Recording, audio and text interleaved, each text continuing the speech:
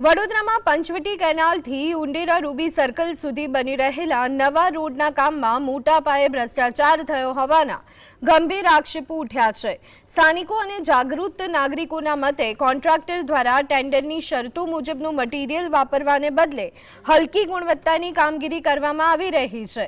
મજબૂત બેઝ બનાવવાને બદલે માત્ર રેતીના ઢગલા પાથરી તેના પર કપચી નાખી રોડ બનાવવાની અનિયમિત પદ્ધતિ અપનાવવામાં આવી।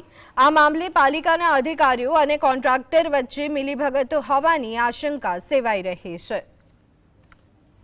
જ્યારે વડોદરા મહાનગરપાલિકા દ્વારા જે તે એન્જિનિયરને જે તે અધિકારીને આ રોડની જવાબદારી આપેલી હોય તે અધિકારી બી આ રોડ પર દેખાતા નહીં, કેમ કે એમની બી લાગે મિલીભગત હોય જે તે અધિકારીની એવી દેખાઈ આવે છે। ખાલી કોન્ટ્રાક્ટરના માણસો દેખાય છે અને કોન્ટ્રાક્ટરો દ્વારા અમારા જેવા સામાજિક જવાબ પૂછવા જાય ત્યારે આડેધડ જવાબ આપતા હોય।